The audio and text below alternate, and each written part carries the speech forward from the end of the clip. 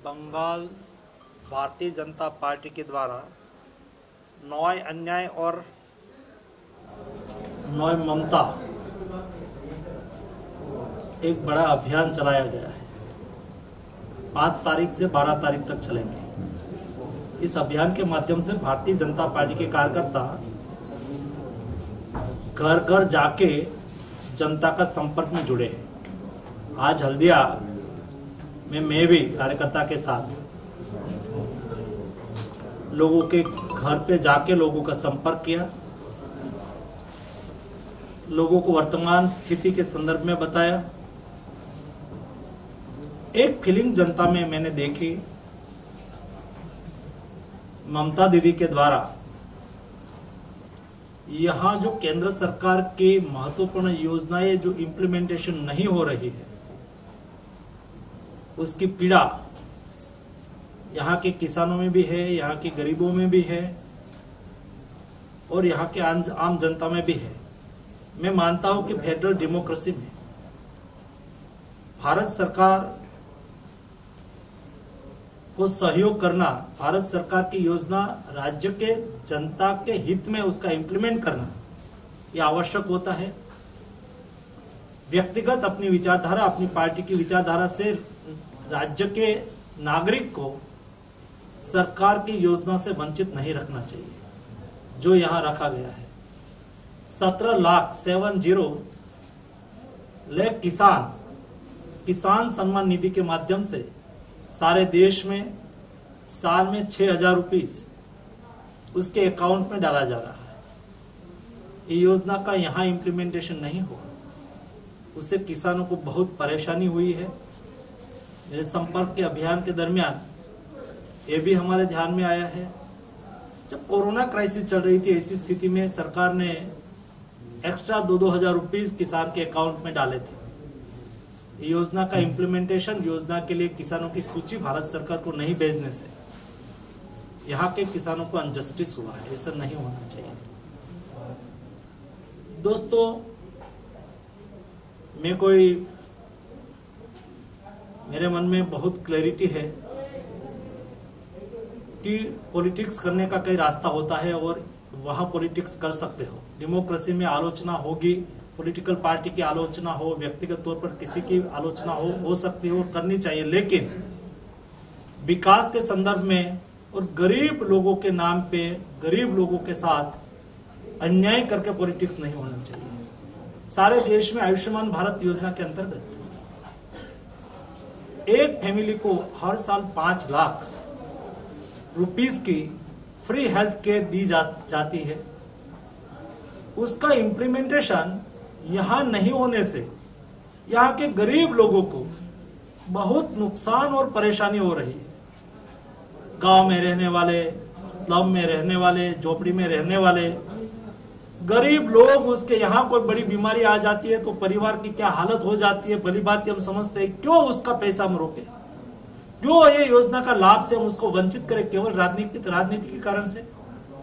मैं मानता हूं कि जो भी आलोचना करनी है, हमारी नीतियों की भी आलोचना हो सकती है, करनी चाहिए, लेकिन देश के गरीब, किसान, शोषित और पीड़ित लोगों के लिए जो योजना बनाई है उसका लाभ वेस्ट बंगाल की जनता को नहीं मिला है। उससे हमें दुख है और वेस्ट बंगाल की जनता के साथ हमारी संवेदना है कि भविष्य में हमारी सरकार बने और वेस्ट बंगाल की जनता को उसका लाभ मिले। 6 महीने पहले जब साइक्लोन आया, 2,400 करोड़ रुपीस यहाँ के उससे इफेक्टेड, यही क्षेत्र में ही साइक्लोन की इफेक्ट थी। गरीब लोगों के लिए, इफेक्टेड लोगों के लिए देखो 24 घंटे में प्रधानमंत्री जी ने इनिशिएटिव लेके स्वयं ने यहाँ मुलाकात ली और लोगों को मदद पहुंचाई। तो मदद कहां गई आप लोगों ने देखा होगा। उसके संदर्भ में आज सीएजी ने भी उसकी रिपोर्ट तैयार की है, लेकिन हाई कोर्ट में जाके कोर्ट ने कहने के बाद भी सही इंफॉर्मेशन स्टेट गवर्नमेंट नहीं दे रही है। मेरे प्रवास के दरमियान, मेरे संपर्क के दरमियान मेरे संज्ञान में आया कि ये योजना का लाभ चंद लोगों को दिया गया। अपनी पॉलिटिकल पार्टी के कार्यकर्ता को दिया गया और सही मायने में उसके लिए जो इफेक्टेड लोग थे ये योजना के सरकार के ये पैसा जिसके लिए जो इफेक्टेड लोग के लिए दिया गया था वो चंद लोगों के जेब में चला गया, उसकी अच्छी तरह से तपास होनी चाहिए और तपास के आधार पर इफेक्टेड लोगों को जस्टिस होना चाहिए। कोई राज्य विदाउट इंडस्ट्रीज, कोई राज्य और राज्य के किसान और गरीब सुखी ना हो उसके पहले कोई राज्य आगे नहीं बढ़ सकता है। आज वेस्ट बंगाल की जो स्थिति हुई है, भारतीय जनता पार्टी के कार्यकर्ता की राजकीय हत्याएं हो रही है, कार्यकर्ता को प्रताड़ित किया जाता है। भारतीय जनता पार्टी के कोई कार्यकर्ता पॉलिटिकल कार्यक्रम करते हैं तो उसको परेशान किया जाता है, उसके सामने केस दाखिल किया जाता है। इस स्वस्थ डेमोक्रेसी के लिए उचित नहीं है और इसलिए मैंने मेरे प्रवास के दरमियान स्पष्ट देखा है कि वेस्ट बंगाल की जनता दीदी सरकार की कट मनी से बाज आ चुकी है और यहाँ की जनता परिवर्तन चाहती है और परिवर्तन के रूप में अगले दिनों में भारतीय जनता पार्टी अगले चुनाव में अवश्य सरकार बनाएगी और वेस्ट बंगाल को पुनः निर्माण में भारतीय जनता पार्टी जुटेगी और एक स्वस्थ, ईमानदार और प्रजालक्षी शासन देगी। बंगाल का चीफ मिनिस्टर बोल रहा है जब चुनाव आता है तो आप लोग को ईडी और एजेंसी लगा के डराता है, भय दिखाता है, ये कल ने दीदी ऐसा बोला। भारतीय जनता पार्टी और हमारी सरकार, मोदी जी की सरकार फेडरल डेमोक्रेसी में मानती है। कहां भी किसी के साथ पॉलिटिकल रीजन से अनजस्टिस नहीं करती है, लेकिन कोई दोषित है और दोषित के सामने कोई कार्यवाही हो, उसके बचाव में कोई लग जाए तो उसका रिप्लाई नहीं हो सकता है। आज आसनसोल में आपका बीजेपी का एक रैली था, उसमें बॉम्बिंग हुआ और फायरिंग हुआ, 10-12 आदमी इंजर्ड है, आप क्या बोलेंगे? मैं वही बोल रहा हूं कि पॉलिटिकल वजह से कोई डेमोक्रेसी में सब पॉलिटिकल पार्टी रैली निकाले, अपनी बात कहे, जनता के सामने अपना एजेंडा रखे, अपना विषय रखे, वो रखने का अधिकार है। हम यह करते हैं तो हमारे सामने ऐसा यहाँ करके भारतीय जनता पार्टी के कार्यकर्ता को डराने की, धमकाने की, हत्या करके उसका मोरल डाउन करने की जो कोशिश हो रही है, भारतीय जनता पार्टी के कार्यकर्ता उससे सरेंडर नहीं होने वाले हैं। वो सशक्त होके ईमानदारी से वेस्ट बंगाल के हित में वो काम करते रहेंगे, नहीं रुकेंगे, नहीं झुकेंगे, नहीं सरेंडर करेंगे। वो जजुमते रहेंगे देश के लिए, जजुमते रहेंगे वेस्ट बंगाल के सुखाकारी के लिए, जजुमते रहेंगे वेस्ट बंगाल में परिवर्तन करने के। मिनिस्टर छोड़ दिया सुबह। लास्ट जनवरी में हमने एक बहुत बड़ा 150 साल को मनाया और जब मैं मंत्री बना पहली गवर्नमेंट में, मोदी 1 में 2014 में एक स्थिति थी कि आपके यहाँ लेबर यूनियन, ट्रेड यूनियन मेरे पास आता था और कहता था कि ये पोर्ट को बंद मत करना, ये पोर्ट को बंद मत करना। ये बंद तो नहीं हुआ, लेकिन ये पोर्ट आज प्रॉफिट में है और मेरे 15,000 एम्प्लॉय, 15,000 पेंशनर, उसका पेंशन भी हमने सुनिश्चित कर दिया अपने लॉन्ग लाइफ, अपने जीवन भर उसको पेंशन की भी दिक्कत ना हो और वर्तमान के में जो एम्प्लॉइज है उसका भी भविष्य हमने सुनिश्चित कर दिया और उसका पैसा भी हमने LIC में जमा रेगुलर करवाया, जिसके आधार पर ये ही बताते हैं कि पोर्ट आगे बढ़ रहा है।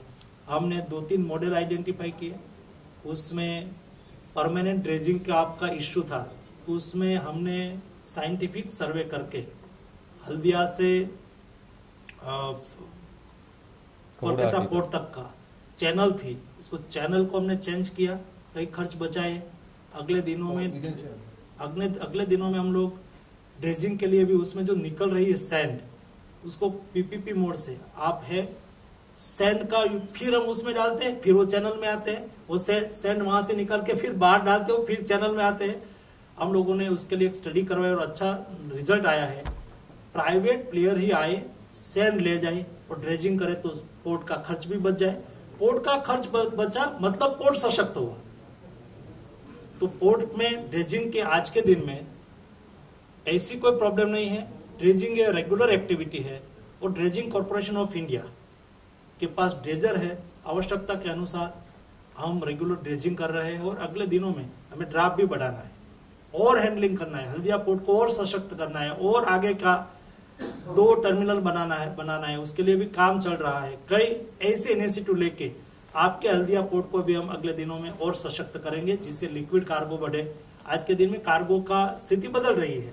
पहले केवल कोयला ही कार्गो था, आज लिक्विड कार्गो बढ़ रहा है। तो लिक्विड कार्गो के लिए फैसिलिटी अगले दिनों में बढ़े, कंटेनर कार्गो के लिए फैसिलिटी बढ़े। डॉक एरिया में ज़्यादा टाइम उसको लगता है, ये इमामी और आधा ने ये कॉम्प्लेन किया था। इस बारे उसको टर्न अराउंड टाइम बोलते हैं। हमारे यहाँ समय ज़्यादा लगता है, उसका कई रीज़न है अलग अलग जगह पे। समझ लो कि हमारे यहाँ ये रिवराइन पोर्ट होने से, हमारा पोर्ट है रिवराइन पोर्ट होने से हम टाइड पर डिपेंड करता है। टाइड ज़्यादा है तब आता है, बड़ा वेसल से तो टाइड कम है। तो दूसरा ड्राफ्ट भी थोड़ा कम है। जो आज दुनिया में कोलंबो में ड्राफ्ट 18-18 मीटर हो गया, आज हमारे यहाँ 14 मीटर ही है। तो उसको धीरे धीरे ड्राफ्ट भी बढ़ाना है अगले दिनों में सागरमाला योजना के अंतर्गत, जैसे कि बड़े वेसल्स टाइम पे आ सके और टाइम से रिटर्न हो सके। सब कोशिश में हम लगे हुए हैं। अभी ये मिनिस्ट्री का नाम भी बदल दिया है, आपको पता होगा, पोर्ट शिपिंग एंड वाटरवेज कर दिया है। तो वाटरवेज अगले दिनों में हमारे प्रायोरिटी में। एक समय था हमारा यही पोर्ट के माध्यम से सबसे पहले अंग्रेज लोग कलकत्ता क्यों आए, कलकत्ता का इतना पोटेंशियल था, यहाँ पोर्ट क्यों स्थापित किया। दोनों रिवर यहाँ मिल रही है। उस वक्त तो बांग्लादेश था नहीं, दोनों रिवर एक जगह कहाँ इकट्ठी होती है तो कलकत्ता में होती है। वहां से कार्गो आए, चाय के बगान से आती हुई चाय वहां लाई जाती थी इनलैंड वाटरवेज के माध्यम से। गंगा रिवर के माध्यम से वाराणसी तक का कार्गो इनलैंड वाटरवेज से यहाँ लाया जाता था और यहाँ से वो अपनी कंट्री में ले जाते थे या तो इंटरनेशनल ट्रेड करते थे। ये पोटेंशियल कलकत्ता का है और अगले दिनों में हमें उसको उजागर करना है। धन्यवाद। खुशी हुई सभी। देश থেকে বিদেশ, জেলা থেকে ব্লক, রাজনীতি, খেলা, বিনোদন সমস্ত খবরে টাটকা আপডেট পেতে সাবস্ক্রাইব করুন আমাদের চ্যানেল হলদিয়া লাইভ।